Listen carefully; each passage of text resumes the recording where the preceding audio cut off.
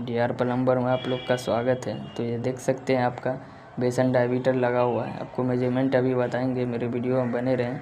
ये हो गया आपका डायमीटर, नीचे हो गया स्पॉट का पॉइंट, ऊपर हो गया आपका साबर। तो इस सब का मेजरमेंट आपको बताएंगे कितना पे रहना चाहिए।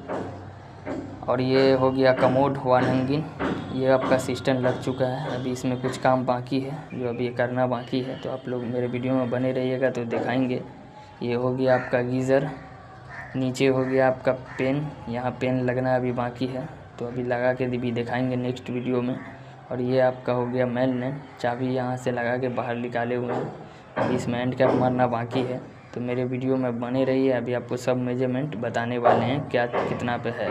तो आप लोग प्लीज़ सब्सक्राइब कर लीजिए ऐसा ही वीडियो देखने के लिए। तो आपको नेक्स्ट वीडियो में आपको सब बताने वाले हैं, ठीक है ना भाई।